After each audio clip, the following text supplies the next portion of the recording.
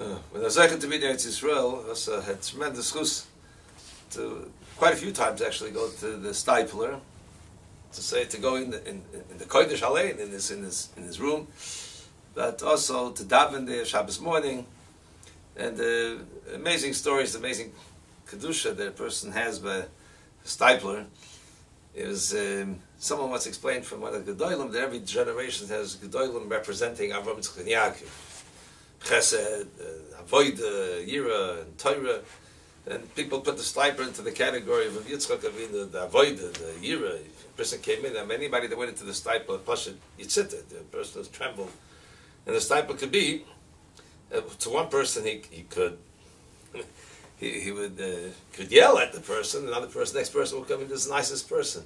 The amazing feature that I found, and is that many people didn't understand, but it's like an amazing concept. I mean, there's Yidua, the Ruach HaKodesh, and the Moifsim that came out from the Stiypler, but the people I know personally had different stories with whoever got screamed at had Gevaldige Yeshuas. They didn't always realize it at the time.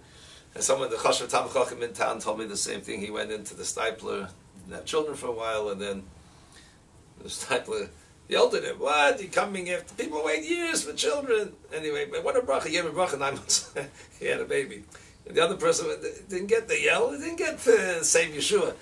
People think it's interesting that they printed this, Rabbi Shlomo Ashkenazi, I believe, Hamadiyah, many years ago. He had printed a story, which I know similar stories, but a story there he printed about 3 boys at that time came from America to learn in Eretz Yisrael. They were not, we call them Bnei Aliyah. They were more or less taking vacation in Eretz Yisrael for the year they were there, whatever it was.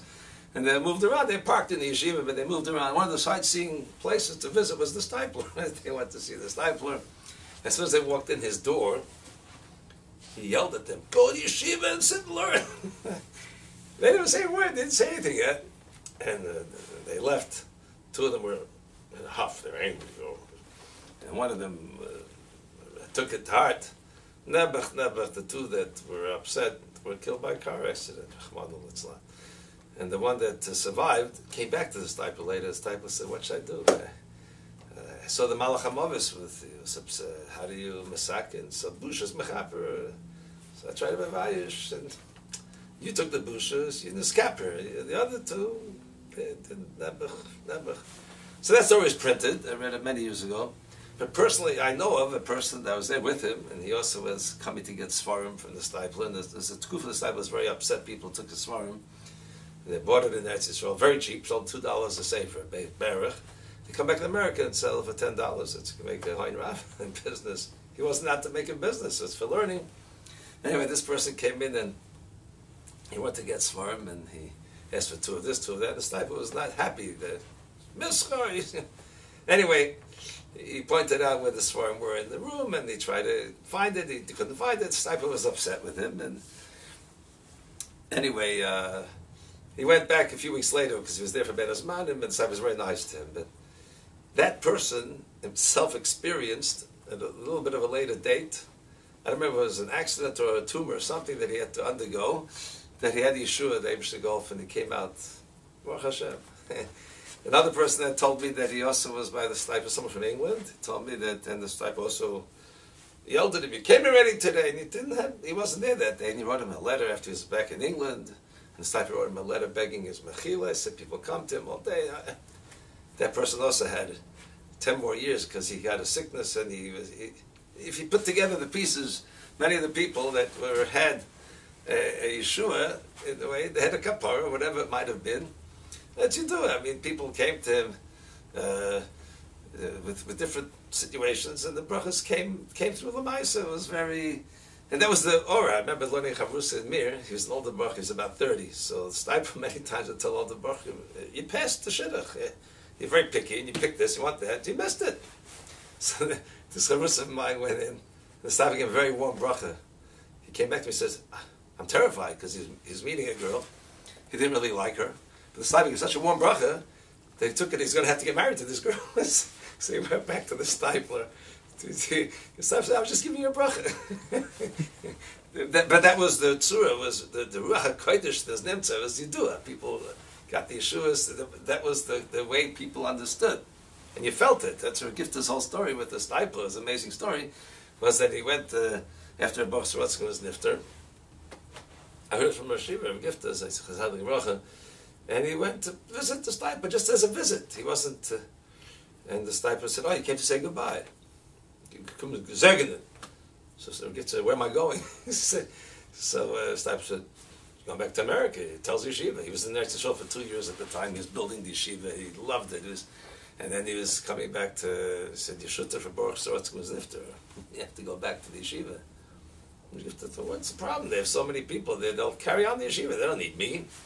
He was not very understanding of what the Stiypler was telling him. He did not walk out thinking he's going to go back to America. He came back for a visit, and at that time, Chazik for a visit. And when he got back to Yisrael after the visit, he comes back to the Stiypler and says, I see that the Stiypler is correct. I have to go back to Yeshiva. The Yeshiva is falling apart. He said it would have been Chorev if you would not go back. The Stiypler smiled. This you want to argue with me. And then the gift of, I remember I was like also to be in England at the time. Of Gifta was in England. He was in Eretz Yisrael by the Stiypler's Levaya. He happened to be there then. And in England, he was supposed to have a Kabbalah Spanim from the Aguda for Gifta. They turned it into a hesped that he gave on the Stiypler. And that was basically the thrust of the hesped. He says a man sits in Bnei Brak. He couldn't even see well. Stiypler used to read like this. He couldn't see. Without windows in his study that he was learning in. And Gifta said he sits in his study there and he can see what's going on in the whole world. More than he was in Cleveland. He had shaykhs in Cleveland. He could see from the ire of Torah that the Stiypler had was tutzach in the ganze Bria. That was his Moedik hesped that he gave on the Stiypler from that Natsu. But that was Yidua. I mean, there's different stories that this person can see that's printed there. I was able to travel once with Falk on the train from Gateshead to London.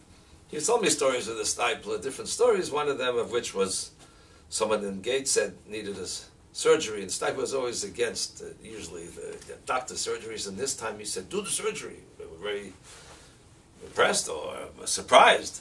They did the surgery, and they discovered a tumor, a cancer. The surgery was for a whole different thing. I don't know if they fixed that thing, but because of the surgery, they were able to find the tumor, which they would never have found. And they said it was the Yeshua. There was amazing things that took place there. He said another story that his parents were involved with the Baal Tshuva in Manchester, and they really took care of her like a daughter, and she ended up getting engaged to a Baal Tshuva from Bnei Brak, Chashuv Baal Tshuva Yeshiva. And the story on that side was that the Bacha, he was 30, he came over to his mashgiach. It's my birthday today, so, what's with Shidduchim? He's a Bacha. He says, I don't know what's with Shidduchim. Nobody read him Shidduchim. Says, we have to go to the Stiypler and get a bracha. They walked into the Stiypler and they gave him a beautiful warm bracha. Within 24 hours, the Shidduch was read.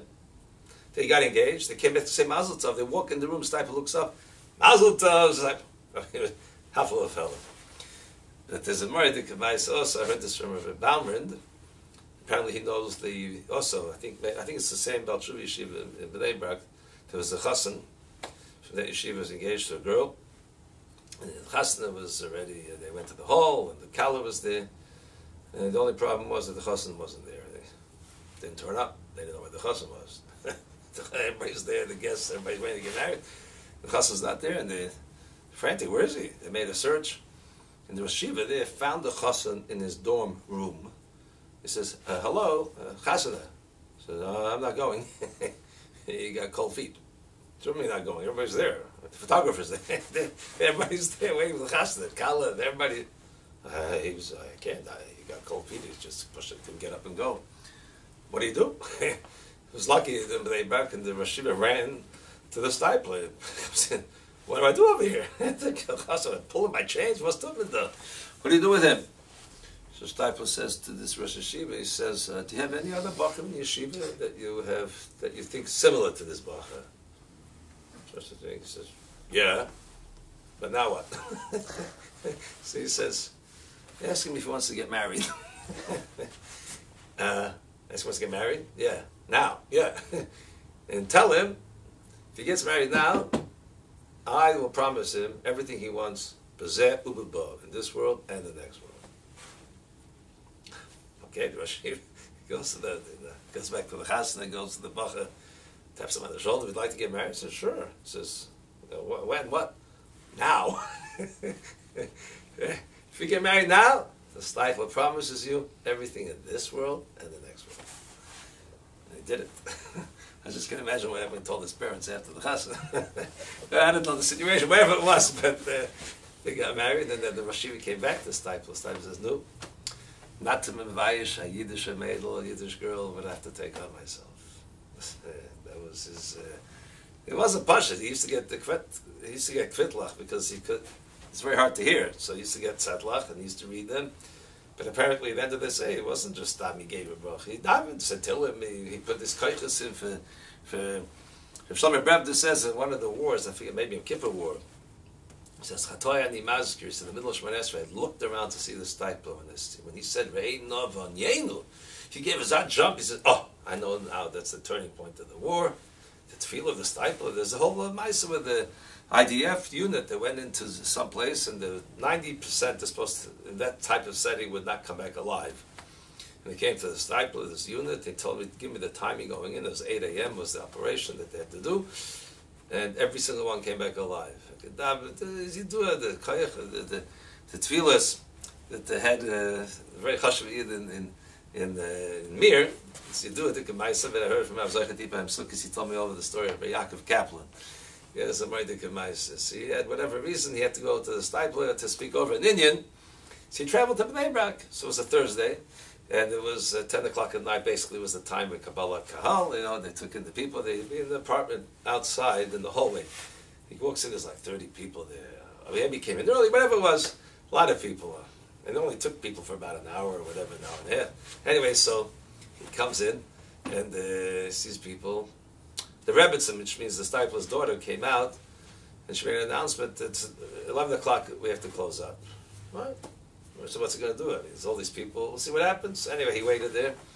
11 o'clock came and she came out and said, everybody said, I'm sorry, but we have to close up tonight. People left. Well, he had nowhere to go. He was from Yerushalayim. At that time, I think there was no buses left anymore. He had nowhere to go. So he figured, look, he'll stick around. And maybe if there's no one else around, then they'll let him in afterwards. Anyway, so he stuck around, and about 10, 20 minutes later, someone came out of the apartment. They walked out. About half hour later, she walks out, the Rebbe, and she sees him there. She says, I'm sorry, I got to lock the front door from the building. That's what we're supposed to do in the building here. He says, well, do you know where I can go for the night? Oh, it's a pity my nephew just left. He would have taken you. But go to Letterman Shul, and over there, I'm sure there'll 5 people. They'll take you home. So you'll go somewhere. Okay, thank you very much. He goes to Letterman Shul, sits down. He realizes he wants to speak to Chaim Grainham, and apparently, first come, first serve. If you come into the shul first in the morning, you get to speak to him first on the line. So figure, why should go? He'll go to Chaim Grainham Shul. Apparently, it was locked at that time. He went back to Letterman Shul. Comes back to Letterman Shul, he sits down on the bench, says, Gemara, look, he'll learn, and whatever happens, he'll fall asleep, he'll learn weiter. And someone else was also doing that based on Medrash. So basically, the other was clearing out, and he was sitting there learning, dozing off, and he learned more. 1 o'clock in the morning, he wakes up, and he sees an older man staggering, walking towards him. And he realizes, that's the Stiypler. Stiypler walks over to him, says to him, you were looking for a place to sleep tonight? Oh, yeah. Come with me. And the Stiypler had a very hard time walking. He used to have benches and problems with his feet. But he was going in the discussion. Rabbi, trying to slow him down. No, he's huffing. He's got to put his guests to sleep. And he got the 3 stairs out of Letterman Shul. It's Murray that could work. And they're passing the benches. They want him to sit by the bench. He's huffing. He's pushing. He got to go. He got the guests to sleep. By the last bench, before he got to his house, he just collapsed on the bench. He had to sit. So this guy's standing, no, you sit with me. He sat down on the bench with him. Then eventually they climbed up the 5 stairs to get into the apartment. They got into the apartment. So Stiypler tells him, my daughter told me there's someone looking for a place to sleep. I said, sleep here. She thought this was a yichud problem, the way the configuration of the apartment, because his goes into the daughter's apartment, but it's not a problem.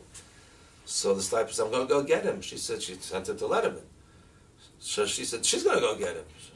No, a lady can't go on the street at 1 o'clock, and the man's pastor said, I'm going to go get him. She said, I'll wake up the Einikol. There's somebody is sleeping there. Says, no, he has to sleep. He has to learn tomorrow. I'm going to go get him. And he couldn't stop him. Stiypler went. He got him.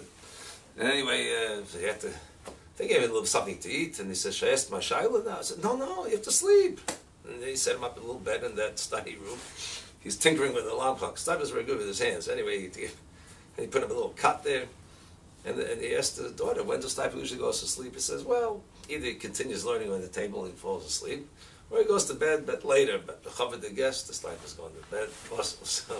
So he laid down there, and 5 o'clock in the morning he's ready up, and he hears the Stiypler shuffling around already. So anyway, he jumps out of bed, and he ran, and he went to Chaim Gainim, and Taka, he got there. 9 o'clock in the morning he came back. He raised these people again there. Oh, it's Friday morning. Anyway, he realizes, I can't go back in. Okay, but he left his bag there, so he knocks on the door. He was to pick up his bag to take the bus back, and the daughter says, "My father's waiting for you. Come on in." He comes in, says, "No, breakfast." So he says, "I'll eat on the bus." No. He sat down and gave him breakfast. And in the middle of breakfast, so now the daughter comes and tells the Stiypler someone wants to speak to him. So the Stiypler turns to the guest and says, "I'm sorry, but someone has to speak to me privately." So the guy, he understands. He's going to take his plate into the next room. So, "No, you're sitting. I'm getting up and moving into the other room." Again, he had such problems with his feet, but he felt terrible. Anyway, he ate, and then the Stiypler came back in. It happened again. This time he picked up his plate and said, "You sit! I'm going in the other room." We're in the other room. Anyway, he obviously asked what his questions were. Then he tells the Stiypler, he can get Sforim. They're $2 a piece. There's good bar mitzvah Sforim. Rabbi, I can buy Sforim. He says, "Great idea." Pulls out a whole bunch of Sforim. They're missing the front page. The Sharbla can't sell them. So he says, "Take them." He gives him a whole pile of Sforim. "Take them." And he's really feeling even better about himself. He says, "Nafshi chayav lach. I owe you. What can I do for the Rabbi?" He says, "What you can do?" He pulls out $20 bill and says, "Take it. This is for you." He takes the $20 bill. He goes back to he's feeling terrible. What happened? He troubled the Stiypler so much. So there's a grainman that was learning Emir at the time, a nephew apparently. So he comes over to him. I think it's Sunday. I think it's Monday. He says, "You have no idea what happened with the Stiypler on Friday." What do you mean? He says, he was smiling all day. He had such a simcha. People came and thought, "There's a mazel tov in the mishpacha." Like, what's going on? He said, "It's the first time in 30 years he can do a mitzvah." He was so excited. And they printed it up in the newspaper too. The whole mice, the Stiypler got so upset. Why did they print that? Put tefillin on also. "I did a mitzvah! I did tefillin! A mitzvah! You can chap a mitzvah." Person chaps the mitzvahs. But the yachas he had also, just to finish with Rav Shach, was Noir V'Oyim. The covet, each one gave the other. As soon as Rav Stiypler saw Rav Shach's name, he signed his name on it. He was the Torah. Someone once spoke against, unfortunately many times, against Rav Shach. The Stiypler got up with a stick. He's about to. He said, "You go." Rabbi said, "Get mechila from a man that learned Torah l'shma 80 years." It was the yachas, was Noir V'Oyim, how they were mechabed each other. That's much more to say, but okay.